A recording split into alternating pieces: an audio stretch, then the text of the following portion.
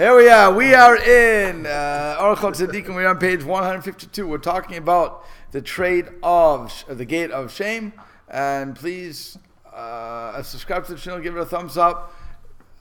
Make sure you make comments on it, like it, and that will go very high up on your YouTube listing, and you'll always be able to see everything because it'll be on the opening page. Okay, here we go. We're talking about shame. It says a man should accustom himself not to do anything which his friend would be ashamed to object to, such as intruding upon his friend's privacy when the latter would be ashamed to ask him to leave, or lodging in his friend's house when the latter is disturbed by it and is ashamed to ask him to leave, or reading his friend's letters when the latter is ashamed to ask him not to do so, and the like. So that's number one. He starts off with, people like to do this, by the way. You know, sometimes this happens also on Shabbat.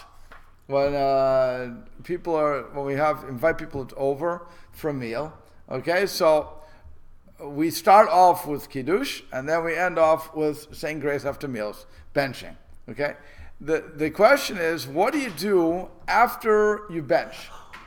Do you sit around and talk, or do you say politely, okay, that's the end of the meal, thank you so much, have a great day, and go to sleep? You've already sat around you already sat around the table for a long time talking already. For about an hour. You've already sat around for an hour. Okay, so some people normally benching is the hint to say bye-bye now. Right. Okay, that's the hint. You've been bye-bye. talking after the meal's ended already. Right. So normally that's what you do. Because you've had dessert, you've had everything. It's just a matter of, okay, we have to clean up, we have to do this. So, but some people decide, I think it's time to sit on the couch. And you're thinking, no, it's not. It's time to leave the house. But you don't want to say that, right? So what happens is you sit down, you start moving, you start yawning, and they don't get the hint, right? Look at the clock. Yeah. Gee, I have to study now.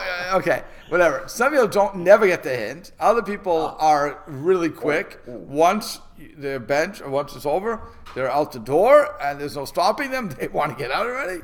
That's fine. There's the in-betweens, obviously. Yeah. But that would be one example. Another example is when, he's going to get into this, but what happens when people want to borrow your stuff? You have a hedge clipper, you have whatever you have. Yeah. So sometimes people are very nice about it, and they'll lend it. Other people, but the bottom line is most people won't say no. Most people will say, oh, okay. When you're, yeah, I get, that means no. Mm-hmm. You really should take that to understand, no, the person's not comfortable, but they don't want to say no. Mm-hmm. Okay? So if somebody says, absolutely, no, anytime, it's right there, just take it. Mm-hmm. Put gas in if you don't mind, because it's out of gas, or don't worry about the gas, whatever the case is going to be. I remember when I was working, I was running, there was a summer I was trying to be an entrepreneur. Oh, yeah. So I was mowing lawns as an entrepreneur. And I went to one guy, a factory. It was a factory. I went to him, really asked, do you have a job? And he said to me, no. But he said, and then he thought, unless you want to mow the lawn. Oh. The lawn was sand. It was sand. There was no lawn there. Wow. I was like, what? I said, you really don't have that much grass. I said, yeah, but make it look nice. Okay, fine. So then he asked me what I do. So I told him that I'm doing lawn mowing on the side, blah, blah, blah, but I still need, steady income besides that. She said, great. Okay, so we got along very nicely. Well, one time I was mowing the lawn, my lawn, one of my jobs, and the lawnmower hit something, and it broke the lawnmower. Whoa. Now I was in trouble. So I went to the guy who I was using his lawnmower to mow his lawn, and I said to him, my lawnmower is in repair. Do you mind? I have jobs to do. Do you mind if I borrow yours? Obviously, if something happens, I'll fix it, but I'm hoping that nothing will happen. The guy said, please, just take it. You're a good boy. Take it, mow, bring it back, and that's all. No problem. He was very generous about it. So that's the sort of thing where he wasn't ashamed to say no. If he would have gone, yeah, I guess that would have been I should take that to be a no. Okay, that's just logical. You take that to be a no. You say, oh, you know what? No, it's gonna be fixed in a day. Don't worry about it. I got it. No, really take it. No, thank you very much. That's when you push it away. Because he already said, he didn't want to say no. Yeah. So again, you have to know what's going on there. Okay, he says, so he gives a couple of things, by the way. The cases here. He says, I know of a case of newlyweds. I always forget this. Yachnis. Yachnis says, I know of a case of newlyweds who, during their second week of marriage, received a phone call from an old friend visiting from out of town, requesting to spend the night at their house. Feeling ashamed to turn him down, they hosted him for the night, although they felt very uncomfortable with the idea. I'm not sure why, okay, but whatever the reason is. More than 20 years later, the couple still remembers the discomfort they experienced at that time. Once again, no two cases are the same, but much sensitivity is required with the issue. So really, again, if you're newlyweds 2 weeks, your first 2 weeks, I guess you want to be alone, but I'm not sure. Like I said, I would ask them. What? I wouldn't ask it. Okay. But this person had no shame, and so they went. I mean, see, for me, it wouldn't have mattered. Somebody would have called me. So you're saying, the person doing the asking is asking something that normally somebody would probably hesitate. Right. So, they would say, that person, okay. The person doing the asking is feeling no shame at all asking. Absolutely not. That's the whole point. That's the whole point. People ask without thinking twice. Yeah, so I'm in town. Do you mind if I stay over? If you would feel, in other words, he's saying, if you would feel ashamed if somebody asks you, then don't do it. Don't ask that of somebody else, in other words. Right. Okay. Yeah. Then he has another one. A practical application of this concept is that when the teacher returns, this is having him read his friend's letter. Again, now that was asking. Now you have his friend's letter. Here's, by the way, sometimes what you're doing is you're sitting in somebody's house, and the guy left something foolishly out. Okay, so you have to fight your Yetzer Hara against reading it. Okay, or your wife has some stuff, or your spouse. I'll make it both ways. Your spouse has some stuff that's private, the diary, whatever the case is going to be. It's not for you to read. Okay.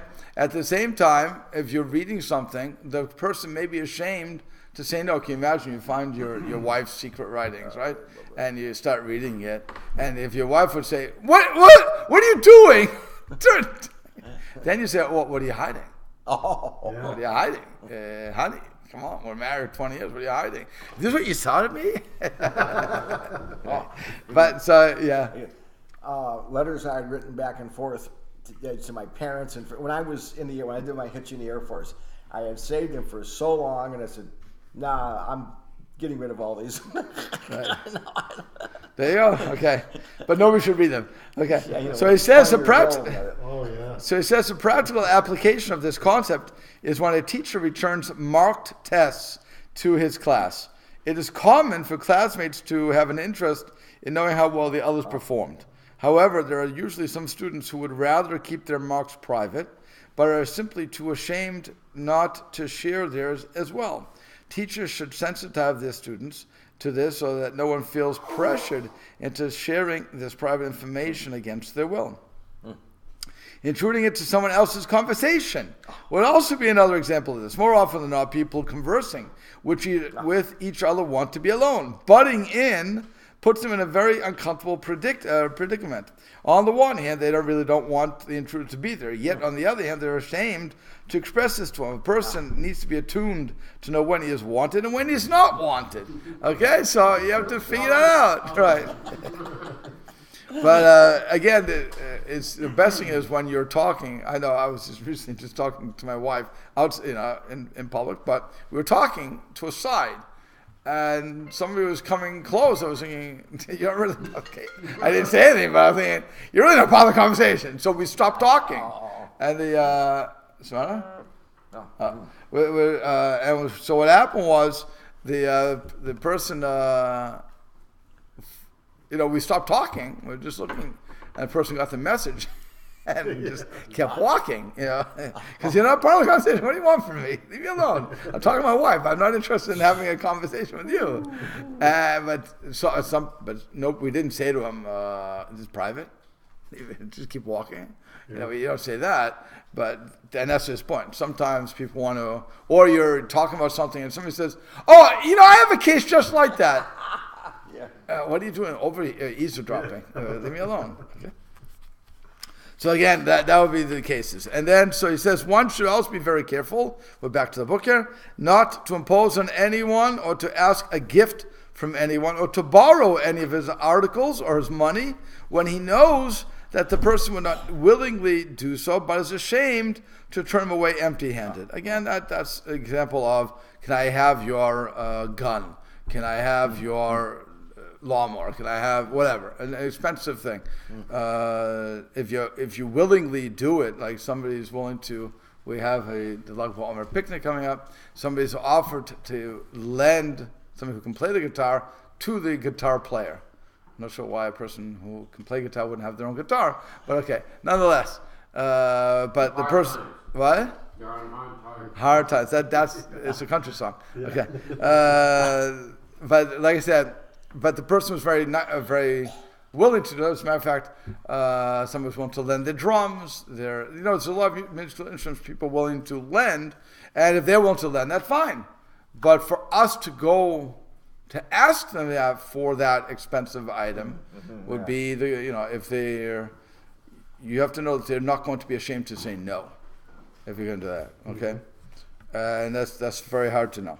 So, and also one who has a trait of shame finds it difficult for his friend to feel ashamed by him. About this, the sage said, love only the man who gives the impression that he cannot get along without you, though you need him more than he needs you. And who, if you offend him, will forgive you and make it seem as if he was the offender, and who will ask you of you things that he does not need, so that you will not be ashamed to ask of him. Okay, so that's how he is setting that up. One who wishes to habituate himself in the trait of shame should always sit before one in whose presence he is ashamed. In other words, again, shame in this is a busha, where I'm humbled before you. It tends to be a positive thing. Okay, it doesn't. I know in English, ashamed is a negative thing. When you say you're ashamed, I'm ashamed of you, sort of thing. It becomes a negative. We talked about this last week. Right. How did we say? Was there a better way to express the translation? A modesty, you want to say? Yeah, like a modesty. Yes. Okay.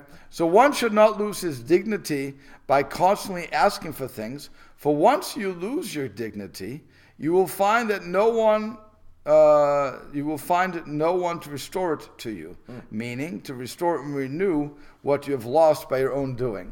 Now this applies, by the way, one where it says in the Torah, well, the rabbis went down, but it's when a person is poor, when they're hitting hard times, I shouldn't say poor, they're hitting hard times. Let's say that they're a rich person, and they run into a bad run with the stock market. Like today, I think the stock market was like 500 points or something. I think they lost because of their concerns with China.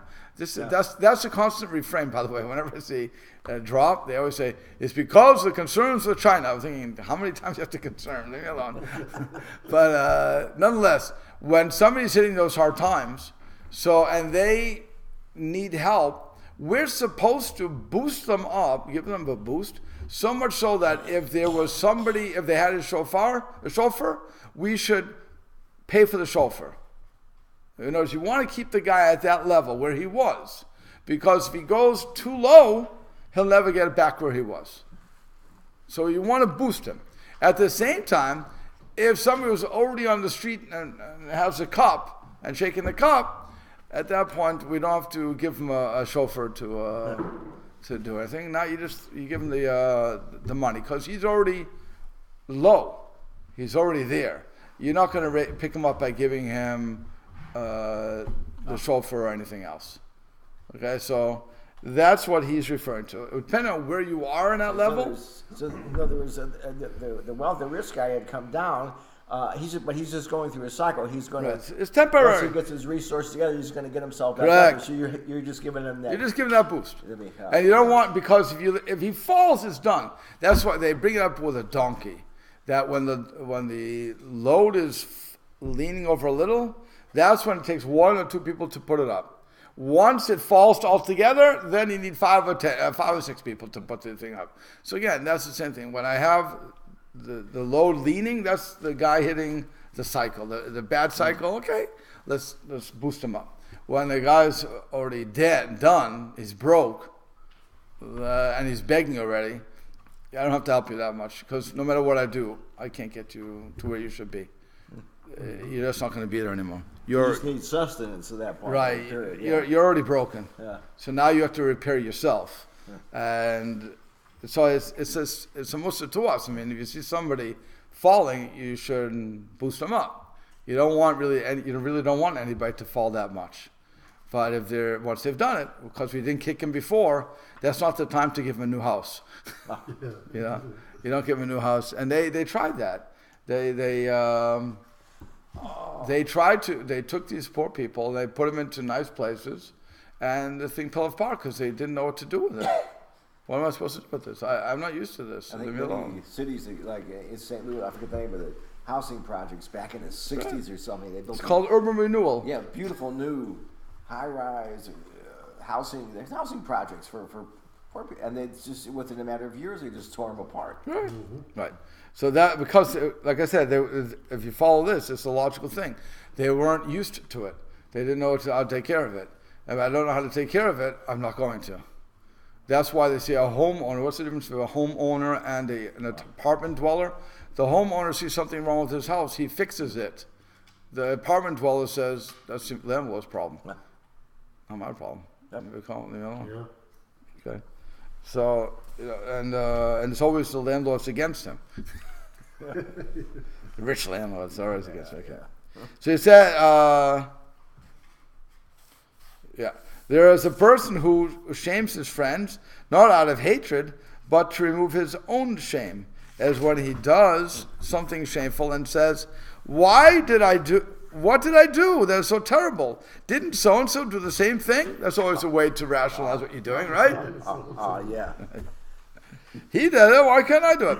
Everybody's doing it. Right. Yeah. In this manner, he alleviates his own shame.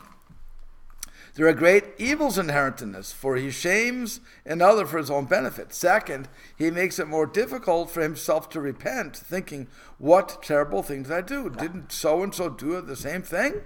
And third, he causes others to sin. For having removed the shame from that sin, he makes it easier for others to commit it. Now, I want you to think about something. When I was reading this, I thought, this is very interesting. In the 50s, divorce was basically unheard of. Basically unheard of. In the 70s, it was becoming the in thing. Yeah. Everybody knew 1 or 2 families that were divorced. Mm-hmm. Mm-hmm. But it was still a shock to the system. It was still, Nebuch is pity, they're divorced. In 2015, if you're not divorced, if you're not in your 3rd marriage, then what happened? So it's a normal thing to be divorced. It's a normal thing to be a single parent today. It's a normal thing not to want to marry the opposite sex. All these things are normal things. And it's crazy how far this has gone. But that's the point. Once I start doing it and I say, well, so-and-so did it, it's no longer coming out of the closet. It's just declaring my independence. And whatever it's going to be. And, that's really what you're seeing, that we went from stage 1, 2, and 3, and we're skipping everything. So now we're seeing the total evolution of that, and there's no longer a shame. They're keeping something in the closet, in other words, everything was an embarrassment, so you kept it hidden. Right, now you don't. Now you just come out and that's the end of it. You never go into the closet. Yeah. So it's, so it says, and if he speaks falsely of others in order to remove his own shame, his punishment is doubly great, for the punishment for falsehood is extremely severe, and because he is incriminating the innocent. And there are many evils hinged upon this. So, so he says, and because he's incriminating the innocent, otherwise known as mostly shemra, defamation of character, so that's the problem you're going to do. Okay. There is a person who feels shame by abstaining from transgressions, as when his fellow townsmen as when his fellow townspeople accustom themselves to commit well-known transgressions, such as gazing at women. We're not talking about looking at women, we're talking about gazing. There's a distinct difference between looking and gazing. I look outside, I see what's there. When I gaze, it means I gawk. Okay, that's what we're talking about. When you're saying gaze, you're really mistakel. You're looking into it. That's when you get the cat calls. That's when you get all these things. That's gazing. Yeah. Okay, again, looking ahead and seeing there, and I'm not paying attention to it. That's what it is. It's crazy. I was driving today, okay, and I was thinking about something I was watching traffic go. No, but it shows you that sometimes when we're driving, we're just on automatic. We're on automatic. And I want to take a left. I want to take a left, and I didn't see the car coming. Oh. I just didn't see the car coming.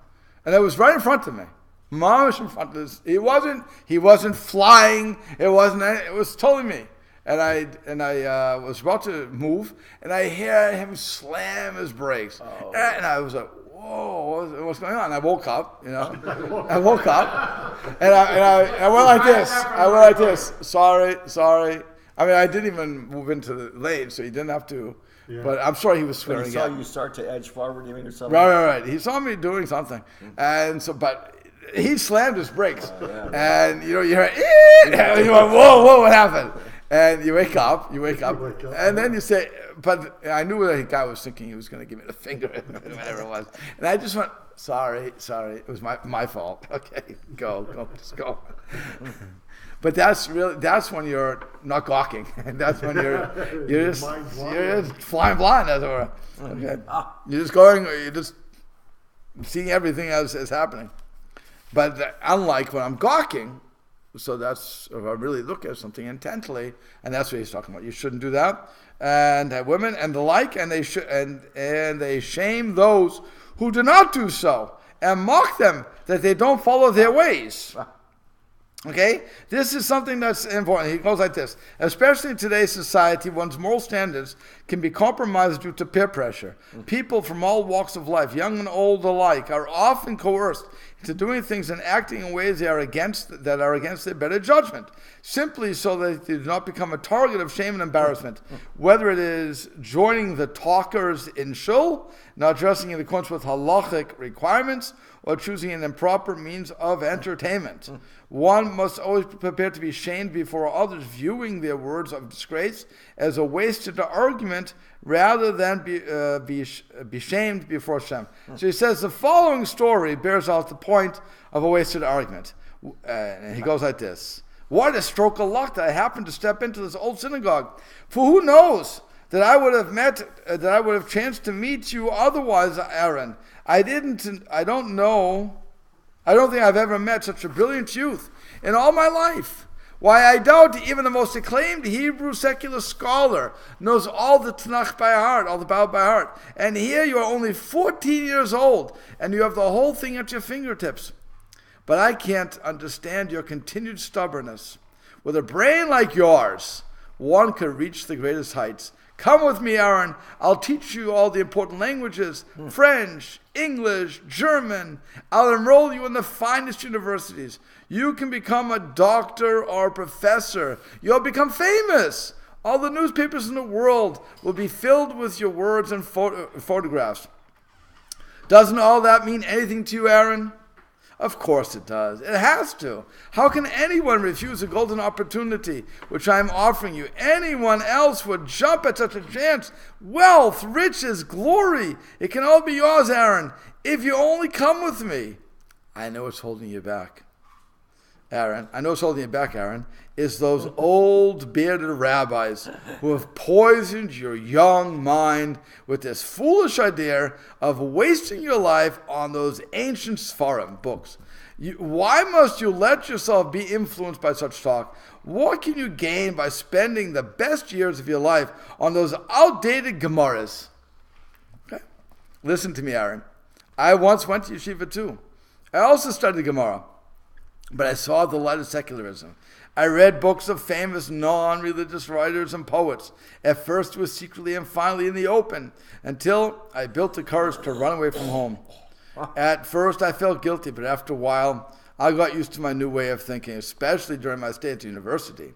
And now here I am, one of the foremost Jewish secular writers in Europe. Please, Aaron, come with me and I'll help you follow the same path. I'll take you to the very heads of Zionism and Reform Jewry. They'll be overjoyed to have such a genius as yourself as a student. What can you accomplish here at the yeshiva? Where can it possibly lead you? 50 years from now, who will know you among your Gemara learning? Who will mention your name among those who have done anything for mankind? Aaron. No one, Aaron. That's who. Do you hear me, Aaron? Do you hear me, Aaron? If you go on like this, no one will ever remember the name Aaron Kotler. Aaron Kotler, just so you should know, was a big rabbi, well acknowledged in the world, and the one who started Lakewood, New Jersey. He is he is so well known in the Orthodox world. It's not even funny. I mean, you say Aaron Kotler, you know exactly what's going on. And here this guy was saying 50 years before that, who's going to know you? Okay? So Rabbi Yachnis wants everybody to know. In discussion with Rav Malkiel Kotler, he confirmed, that's his son, I believe, right? He confirmed that the authenticity of the story, that the members of the Enlightenment movement made efforts to ensnare his father. Boy. So this is apparently a true story. Wow. Okay, but it's an interesting thing. It's an interesting approach, because that's what we like to do. We like to get you. We want to say, what are you doing here? What are you learning Torah for? You're not going to get anywhere with it. Just go into secular life. To blah blah blah blah blah. Okay, we want to get people, especially if we've done it. We don't want, as the expression goes, we don't want to burn in hell alone. We want company. So we try to get company. Okay, there's a person who shames, There's a person who shames his friends not out. Is that what I got to? Where are you? Wait. I'm sorry. I want to. It's here. I skipped a page. Like 22? Here we go. All right. So here, I've skipped a page. In such instances, one must strengthen himself to bear shame, and he must refrain from the transgression, though he is shamed from doing so. Similarly, there are those who are caused shame by performing mitzvot, for there are many mitzvot that people are not accustomed to performing, and which, when he performs them, cause him to be ridiculed by others. He must bear this and perform the mitzvot. No mitzvah should be forsaken because of shame, for one should rather be ashamed before the Creator, blessed be He, who commanded about the mitzvah. For this is certain, a king's servant will not violate his master's command, even if he will suffer great shame from those who ridicule him for carrying it out. For he will assess his shame before the king for not carrying out his command as 1,000 times greater than the shame he will bear from the world for doing what he was commanded. And he who doesn't bear the shame in a mitzvah situation and is ashamed to perform the mitzvah and leaves the path of good because of shame, such shame is extremely evil. Similarly, being ashamed to admit the truth is an extremely serious ailment. Likewise, if one is ashamed to reprimand men and to instruct them to do good, or if one is sitting in the presence of his teacher and is ashamed to ask him what he does not know, great or small, this is very disgraceful. So now what he's done, by the way, let's understand, the Orchot has gone the other way. In other words, we were saying how good shame is, how much shame can motivate you to do what's right, but here's the opposite part of shame. When you're sitting in a room, and I know people who do this, and I try to convince them not to, but they're sitting in a room and we're having a discussion, but they don't understand something in discussion, but they're ashamed to ask that particular word or whatever's going on. They're ashamed because they don't want people to know how foolish, or in their minds, how foolish they are in their minds. Nobody, because what happens sometimes is somebody asks a question, and somebody else in the audience goes, What do you do that for? When I used to do that in class, I said, when people, somebody asked a question to me, I said, okay, great, answer. Go ahead, you know it, so answer it. No, you so answer it. You're obviously bored, so go answer it. I know that 10 other people are like, thank God he asked it, because I don't want to ask it. Right. But there's always somebody, and they're like, and I said to the person, so next time when somebody asks, don't embarrass them. Do you like when you're being embarrassed? No, nobody likes to be embarrassed, so don't do it. Okay. So God's going to punch him because I embarrassed that child. Okay, fine. But it's also a musr. You have to give a musr once in a while. You have to tell them you can't do that. You're shutting the other person down for no reason, and you don't even know. It's not like you know it. You didn't know it either. Explain it if you know it. Wow. Okay. But so that's what he's talking about. You can't be embarrassed. Once I was talking with somebody who was computers or something. In my first pulpit shop, and the guy said something to me. I said, what does that word mean? He looked at me and said, Rabbi, that's what I like about you. You're not ashamed to ask. I said, okay, what does it mean? Then he told me what it meant. But really that's what you have to do. So about this is written, if you have become degraded, you will hold yourself high. And if you want to respond in kind, hold your hand to your mouth. And he says, this verse mentions the author's first point about bearing the shame of others when serving Hashem. About this, the verse says that if someone derided you and you were put to shame, continue to hold yourself in high esteem and do not respond in kind. Because normally when somebody insults us, what do we like to do back? Insult back, defend, whatever the case is going to be. So according to the interpretation of the Me'am Lois, the verse refers directly to the last point of the author. If asking the teacher questions has caused you shame, it will result in you being well informed and thereby exalted. But if you remain silent and refrain from asking questions in order not to be shamed, you will ultimately be forced to remain silent for the lack of knowledge. Tiferes Tzvi adds, and the merit of enduring shame for the sake of heaven, one will acquire greatness in Torah. So again, you should, if you don't understand something, and then you should ask. If you're trying to waste time, don't ask. But let's say, I'll give you one more thing. Let's say you asked the question, and you still didn't get it the second time. Try it. You can always try it one more time, but everybody's going to be bored at that point. I tell people, write the question down. If you didn't get it the second time, write it down. After class, go to the teacher. Ask until you get it, because that's what the teacher's being paid for, to teach you. But don't disrupt the class. You couldn't get it the first time, fine. Write it down. And the worst thing is when you ask the person says, I don't get it. And you say, what part don't you get? I don't know. The person is being honest. They're being honest. They don't know what they don't know. And you can't answer that. That's why you have to say, talk to me after class. We'll deal with it after class. And even if you have to repeat the whole lesson for that person, you do it. But that's really what it should be, because sometimes the person doesn't know what they don't know. They don't know why it's not snapping. They can't get it. It's unbelievable how many times I've dealt with this teacher where they say, okay, what didn't you get? I don't know. The first time I heard it, I was saying, what do you mean you don't know? I don't get that. Did you get this? This? Yes. This? Yes. This? I don't know. Oh, okay. We identify what you don't know. So now it took me a little while to get that.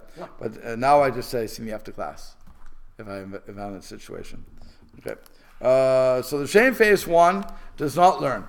That's what it says in Pirkei Avot. The proper attitude is not to be ashamed to ask what one does not know, whether great or small. Didn't David HaMelech say, and I shall speak of your testimonies before kings, and I shall not be ashamed? And what he meant was, David HaMelech would study the Torah with Torah sages, including Mipi Boshet, whose name indicates, Mipi Boshet, indicates that shame came from his mouth. For times when David would err in halacha, Mephibosheth would say to him, "You made a mistake." And the merit that David lowered and exposed himself to this ridicule for the sake of Hashem, Daniel descended from him. That's also something that if I'm doing something and somebody says, "You made a mistake there," again, what do we normally do? We try to defend our mistake. Because nobody likes to be told you made a mistake, right? And so we try to defend it. But really there's no defense. So it's better to be quiet.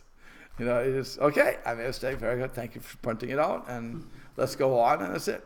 That's why when I'm reading the Torah, and people correct me, even if I think I said it right, or I know I said it right, I just repeat it. And people say, "Don't you get upset?" I said, "I lost my ego many years ago and that stuff. It doesn't matter. You didn't hear it right. For whatever reasons, you didn't hear it. So I'll repeat it. What do I care?" Okay? But that's a matter of saying, "Okay, I was wrong. Or you thought I was wrong, so therefore I'm wrong. Who cares?" And you just go on. You don't get stuck in that stuff. Okay. So he says the word... Right. The word chassid, pious, derives from that of shame. The literal meaning of chassid is white, as in the Targum chassida, a stork, literally the white one. And as in his face will not now become white from shame. And the Targum of shame is chisuda. Why so? For the chassid must bear shame in order to fulfill the Torah. And he must wipe shame from his face when a mitzvah is performed. That makes him a chassid, literally white, in having wiped the blush of shame from his face. And because what happens again, when you want to start observing Torah, I'll never forget, my brother and I were driving in our hometown, and he met one of his friends, and my brother had the kippah on. It was a Jewish guy. We're all Jewish in this story. And so the kid said to my brother, "Why do you have the yarmulke on your head?" So my brother says, "Because I'm Jewish." He said, "But you didn't wear it before." He said, "Yeah, but I decided to wear it now." He said, "You shouldn't wear it outside." Oh. Yeah, you should take that off. People will know you're Jewish. He said, "Exactly." But here was somebody trying. Here you have a person who's following Jewish law, and you have the other one saying, "What are you doing? They're going to know who you are, and it's not good for us." Okay, and that sort of thing. So they were embarrassed. What he meant was, "You're making me look bad because I'm not wearing one."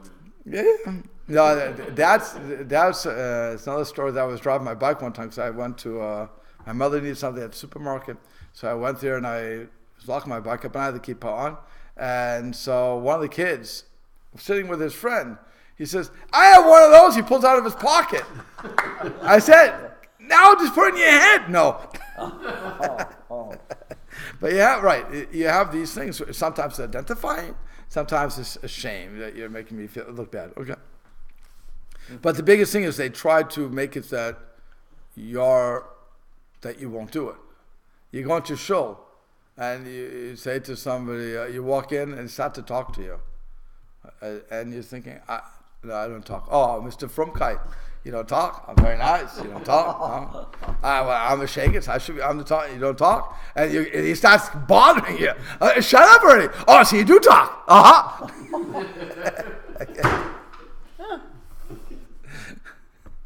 He went down that way. Keep motion with him. What? As soon as you get outside, shut up. You go back inside. Okay. So then, so although he attains, and through this, he attains prophecy as written. Then you spoke in a vision to your saintly ones. And through his shame, he attains fear of heaven. And he says, as is written, that this fear be on your faces, that you do not sin, which fear is discernible on your face, this is shame. So he says in 25, and through his shame, he attains fear of heaven, meaning that he won't sin. As Yothus further says, Levilti techata'u, that you not sin. By contrast, one who is brazen and unashamed will end up sinning. So important is this trait of shame that the Gemara says that one who does not possess it descends from ancestors who did not stand at Sinai.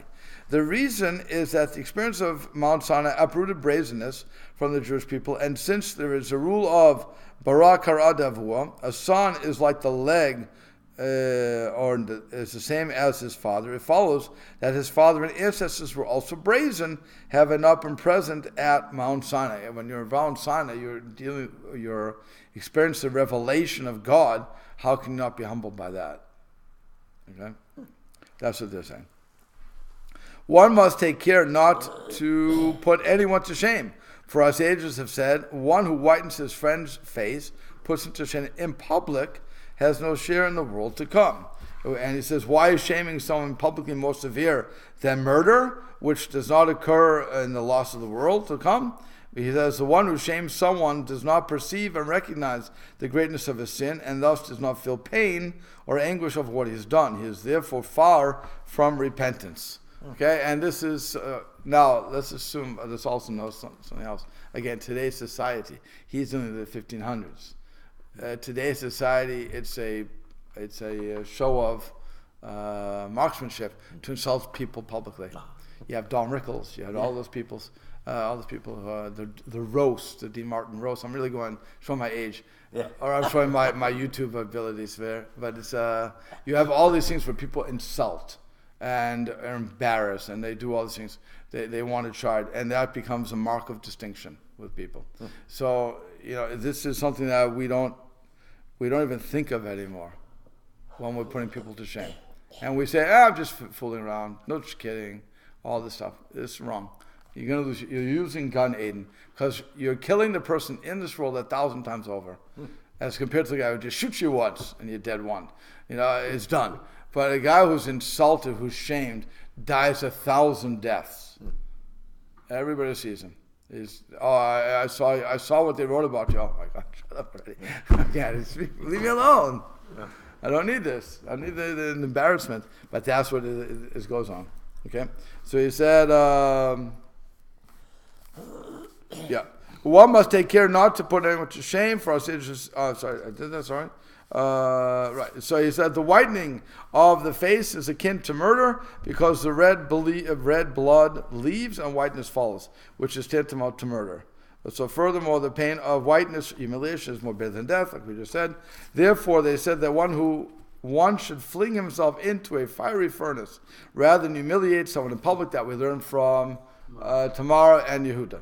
Okay, they derive this from the example of Tamar, who allowed herself to be let out to be burned to death rather than humiliate Yehuda, and even where reproof is called for, the Torah writes, and you shall surely reprove your friend.